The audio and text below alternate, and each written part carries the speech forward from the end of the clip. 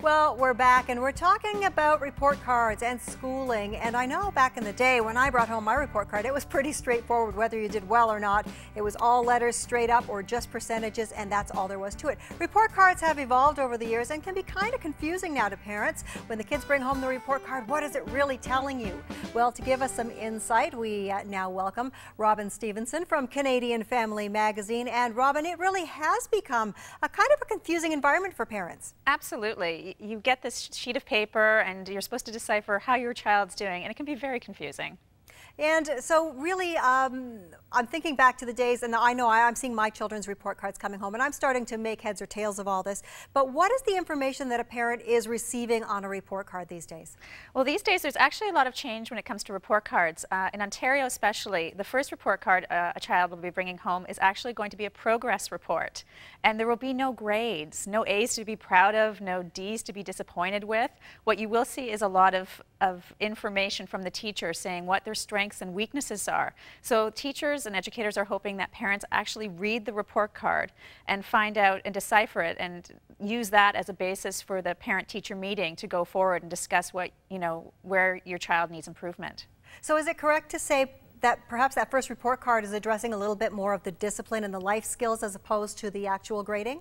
It's also about what they're learning in school, but that first report, because really it's 2 months into school, and for a lot of youngsters, especially the ones in the younger grades, they're still getting a hang of school. And so what you're looking at is, is their reading up to par with the other students? How are they playing? How are they interacting with other kids? That type of thing. So really, by the first report card, you're just looking at how they're meshing into their school year. Now, when you receive that first report card, now again, I'm kind of referring back to when I was younger, because I would remember if the first report card came home and let's say in math you were barely passing, you knew that meant you had to address that. What are things that parents should be looking for now with this new revised report card that gives them some kind of signal that they should be addressing issues or maybe getting help? Well, really, a report card is telling you how your child is doing, but perhaps parents should be looking even before that. If they see their child struggling a little bit at homework time, if they're getting frustrated, if they're saying things like, I just don't get this, that's a clue that something else is going on. So once you do get that report card, you should look at what the teacher is saying as well, and then use that. Go in for your teacher interview and say, look, I think this is what's happening at home. What do you see here in the classroom? And talk about it. Perhaps it's, your child might need a tutor. Perhaps, there's something else that the teacher can be doing, but parents definitely need to be proactive and get involved, because this is their education, and a year can go sideways very, very early. And I guess that communication, that relationship with the teacher is so very, very important. And really we should use that as our first course rather than just jumping off to a tutor, is go through the teacher first, correct? Oh, absolutely. They're spending a lot of time with your child, and they know exactly. But be sure that you're empowered about it. Say to the teacher, if the teacher says, oh, your child's struggling, say, where are they struggling? Are they struggling adding fractions? Are they struggling with reading comprehension?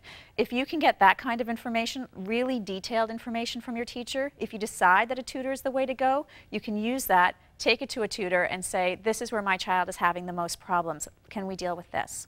And I guess a parent should remember too, and this is something I know I have to remind myself, is that parent-teacher interview time is not the only time to talk to the teacher. Oh no, talk to your teacher anytime you have a concern. My daughter's teacher actually gives us his email address, and if we have concerns, he welcomes us to email him. Not all teachers do that, but what a wonderful thing. But again, you can leave a note, you can call, make an appointment, and discuss these things with your teacher. Excellent advice. Thanks so much for joining us today, Robin, and all the best to you at Canadian Family Magazine. Thanks very much.